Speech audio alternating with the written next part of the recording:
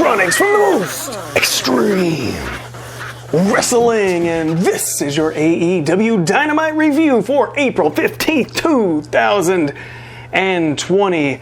Pre-recorded and from parts unknown, it's Tony Schiavone and Chris Jericho on commentary. So you know it's going to be a fun time there. But first, before the fun begins, we have Jake Roberts speaking on his Man the Murder Hawk and what he's going to be doing here in AEW, which is basically lay a whole lot of destruction. Then we go to Colt Cabana. He has a little video package reminding us of how he's relevant and how he's cool and how we should like him. And then he goes on about saying, all I've been thinking about is the TNT Championship. All I'm thinking about. That's all he's thinking about.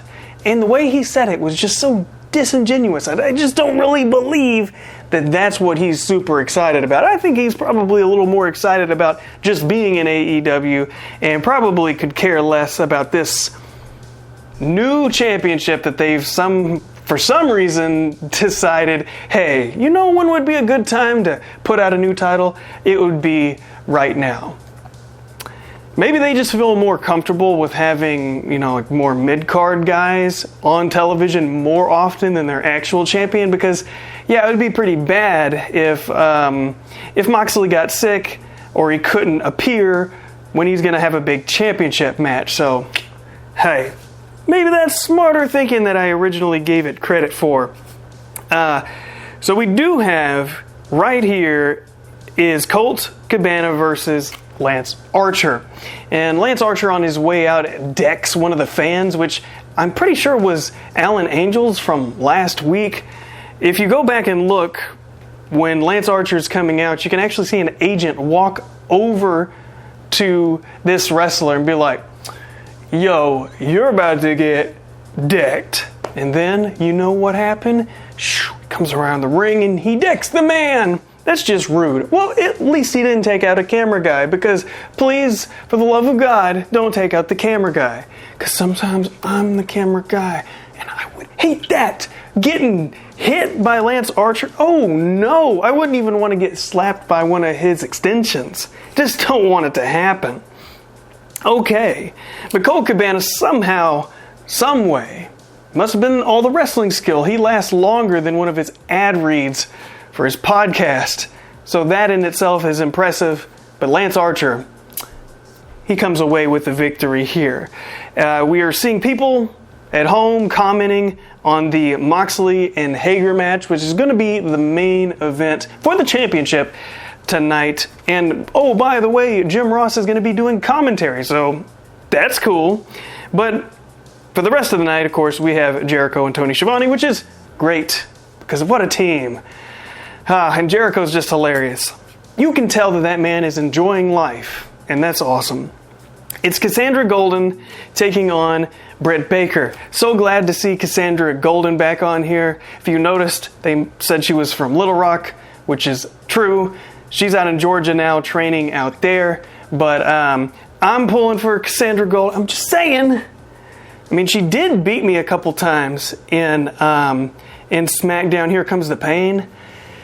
I thought I was unbeatable, but yeah. So, and I did some of her early photo shoots, so I'm pulling for her is all I'm saying.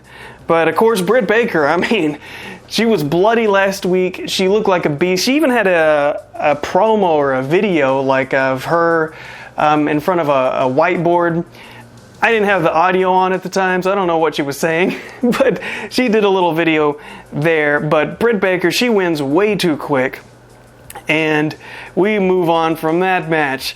It's the advertisement for Double or Nothing 2020, and it's going to be on pay-per-view?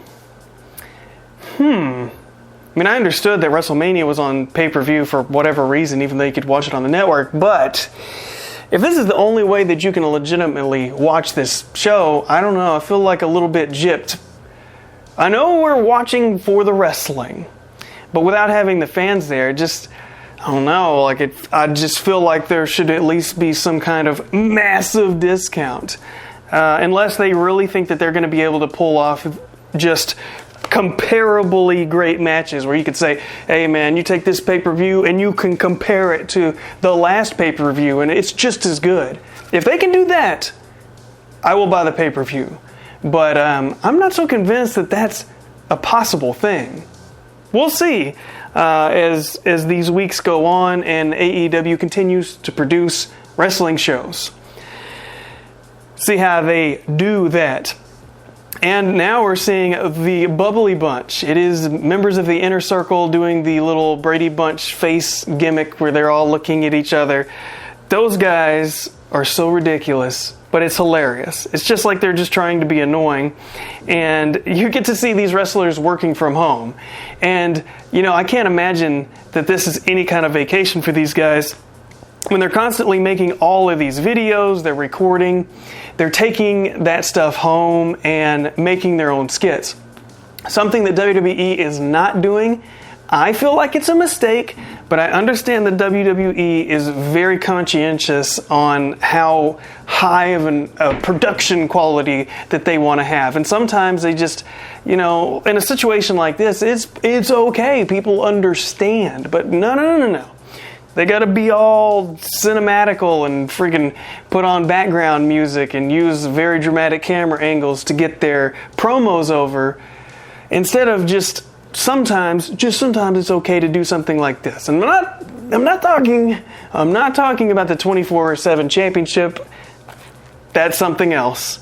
But for the most part, they just don't do things like this, and miss opportunities. You have some very talented, very creative minds out there. You can't underestimate them thinking that they can do their own thing. But I guess they got to just write so much of their stuff down. I'm getting off point, so let's get back to this. Yes, that was a funny segment, was my point. It's Shug D. He's the Pineapple Pete. He's over there in this area. He's taking on Sammy Guevara here. So Shug D, he was in the crowd last week, so I guess this was part of the same taping because Danny Jordan was also in the crowd again this week. But she did have on a different shirt, so at least they had them change that up, because if they didn't, it would have been way too obvious. Same shirt, different day? Although, I mean, if you're wearing your gimmicked shirt that you're selling, then, you know, it could be a fresh shirt, right? But you don't want people thinking that. You don't want anyone to even have the thought, was this taped at the same time because she's wearing the same shirt? You don't want to ask those questions. You want to avoid those kind of questions. You know what I'm saying? Smoke and mirrors, my man. You put on a different shirt for a different match to make it look like it's a completely different taping. Maybe it was a different taping. I don't know. I'm just saying, if I was producing it, I've been like, yo, y'all gotta move a different shirt, my man.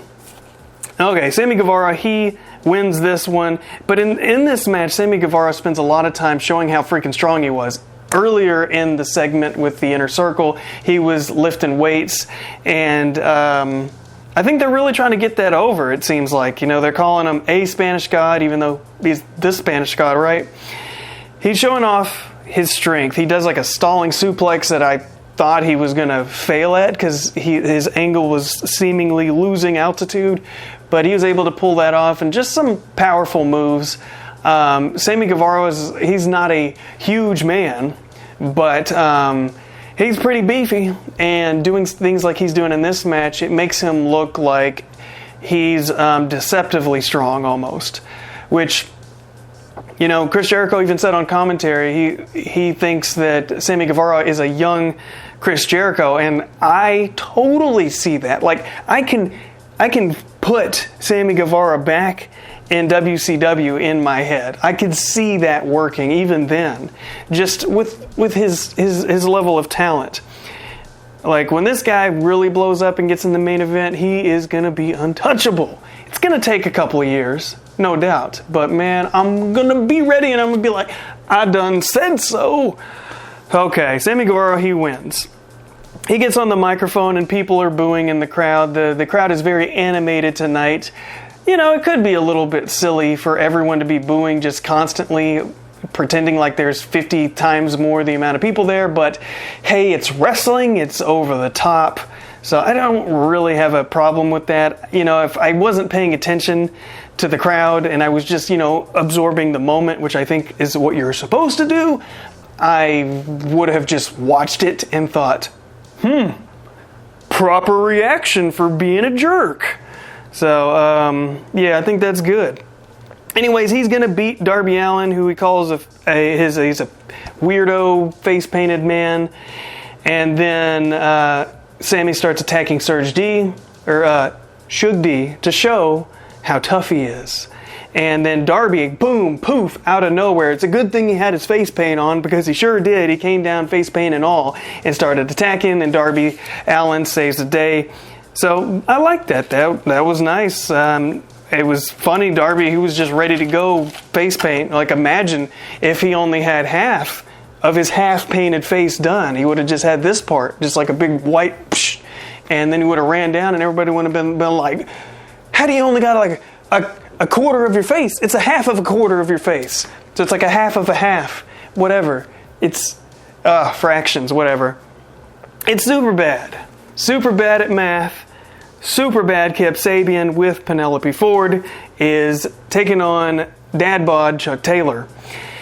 Penelope Ford is the best part of Superbad, and Penelope Ford.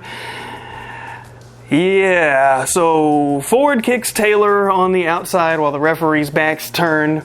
She really has been impressing me a lot lately, not just with her split leg pose at the beginning of the match, but I'm just saying she's got a good look, and she's doing well in there. So hopefully going to see more of her going in the future.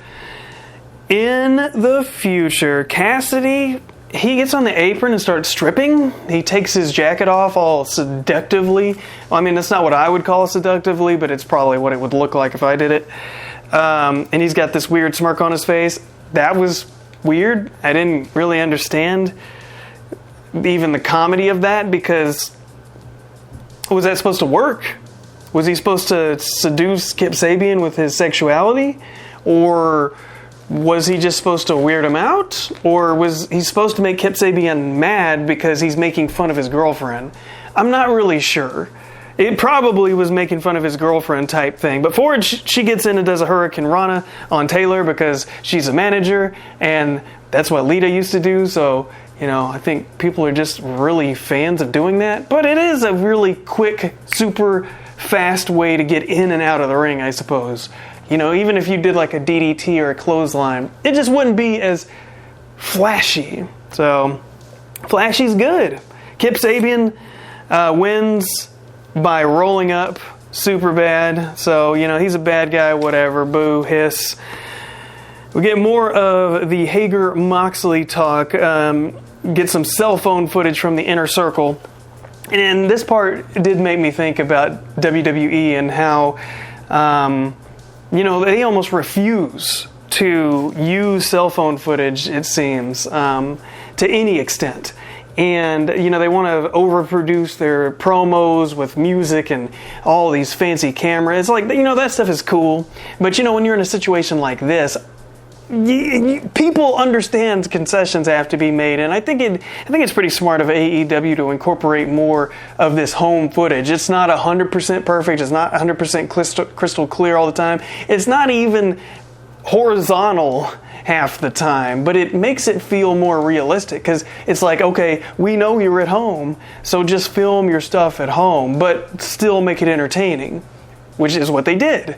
So, there's a balance that you can hit there. You don't just have to only have horrible indie vertical phone promos standing in front of your bedroom door, which, believe it or not, that happens, and people will send you promos like that and be like, yeah, bruh, cool promo, isn't it? And you're like, all right. It's Justin Law versus Sean Spears. Justin Law is a skinny guy with a red chest, which I don't know how he got that, but I'm going to assume backstage somebody slapped his ass. I don't know, is like a good luck or a hazing thing. I mean, I'm not going to say a hazy thing, but, just like a lucky ass. I don't know, because what I'm saying is this man was in just some regular ass indie gear that you'll see on indie scene. He's got that kind of skinny fat guy look where he doesn't have like a lot of muscle definition, but I mean, neither does Dad Bod Chuck Taylor, so I can't really criticize him there. And yeah, with all the people who are not able to wrestle or are currently losing their jobs, I mean, this motherfucker is lucky. He's lucky that he got up on this thing. But Spears, he doesn't take him seriously, as you can imagine. He starts chopping the hell out of this boy. So, yeah, he got one backstage or beforehand, whatever. And he got a couple more. But it was hilarious. He just had this giant handprint. But you do not want to get chopped. You see how red it is? That don't feel good. I promise you this. Yeah, he gets clotheslined very hard too, does Justin Law, and yeah, Shawn Spears wins this one if you didn't know. Now, now, we have the main event. It is an empty arena championship match, and you might say, well, what do you mean empty arena? Aren't all the other ones empty arena? No, there were fans there. There weren't that many. But there were people in the crowd. It was a small crowd, but there were people in the crowd. Yes, there was. This one, there is no crowd. There's not even a commentator there. We're told here tonight in this championship match with Hager challenging the AEW champion Jon Moxley that JR himself was going to be doing commentary.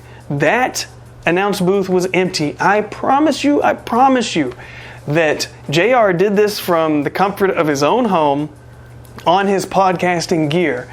Because I was listening to it, and I was hearing it, and I was thinking, that sounds just like the audio quality and levels and everything that he has on his podcast. So I think what happened was they sent him this on Google Drive, and we're like, yo, commentate this. And then he said, all right, I'm going to commentate it. And I'm not going to really call everybody's move names. I'm just going to do it. I'm going to send it back, because I'm fucking JR, and I'm the shit. And I think that's what happened. And then they just got the audio back and they mixed it together and they were like, yo, here we go. And by the way, earlier in the night, I was listening to some of the crowd yells and screams, and I could have swore I heard Chris Jericho a couple times screaming from the crowd. So it sounds like to me they put a microphone somewhere and had people watch matches and then commentate over it as if they were fan members. It was kind of strange. I would not be surprised if they did something like this. I would probably do something like this. Sometimes in heavy metal music, they'll have what they call chant, or what is it called? It's like a chant vocal. I can't think of the exact phrase, but there's a technique that you record a bunch of different voices and it makes like a gang chant sound where everybody's like, yeah! And it sounds like an actual crowd, but there's a process of doing that. And I was curious if that was something they were kind of experimenting with or not. I might be hearing too much into that. Anyways, it is an empty arena match, and honestly, they didn't do a whole lot. JR was absolutely fine on commentary, but there was no fans. He did say, why is there a guardrail if there's no fans? And I'm like, yes, that's what I'm saying too. But if you took it away, it would just feel so empty. And so you don't want to have empty. You want to feel like there's some barriers, there's some walls, that there's some danger around. Things seem a little bit more dangerous when there's police tape and then when there's just an empty park. You know what I'm saying? If there's a big cage around something, you're like, oh, well, something's getting held out or held in. Or like in Jurassic Park, when they got the big sign that has the electrical... forget it. So, why are both guys wrestling in camo? I could not figure this out. It's like, did they show up and they're like, bro, you're wearing camo! No way, I'm wearing camo! It just makes no sense to me. The only time I see two guys going anywhere wearing camo, they're either like going to an army drill or they're going hunting. and they weren't doing either of these things. They were wrestling in a match. It seems very bizarre to have two wrestlers essentially wearing the same thing. I get it if you're both wearing black, you're both wearing white, whatever. But camo, it's like you both wearing polka dots. Who is gonna wear polka dots? What? And you're wearing polka dots as well? What? That's insanity. Okay. Now, they're wrestling around the ring. They do a lot of this. They go out into the arena because it is an arena match where they can brawl wherever they want. You see a figure four using a pole, which looks like it hurt a lot. They get in the ring, gut wrench powerbomb. Moxley kicks out of this. And JR mentions, why do you have steel chairs under the ring around the arena when you have an empty arena match? Well, JR, they got to store them somewhere. Hager, he goes after the knee with the chair. Of course he does, because Hager, man, he's trying to get that submission in, and he'll put an ankle lock on somebody. He's going to shout one out for Kurt Angle getting released, even though this was recorded before that, but I just want it to be that. It would just feel so right. It'd feel like a patriotic thing to do for wrestling. Moxley tosses the chair in Hager's face, and then as the chair hits the ground, Moxley takes Hager's head right to it with the paradigm shift, and boom, Moxley is still your AEW champion. So that was a nice match. They got this pre-recorded at the Daily's place out of the way. You could tell because of, well, the arena and the fact that there was wind. It was an open building, and the place that they're recording in on these other matches is in a closed set in a secret location that we can't be told about. But that was a nice episode of AEW Dynamite. I enjoyed it, and I will catch you guys next time.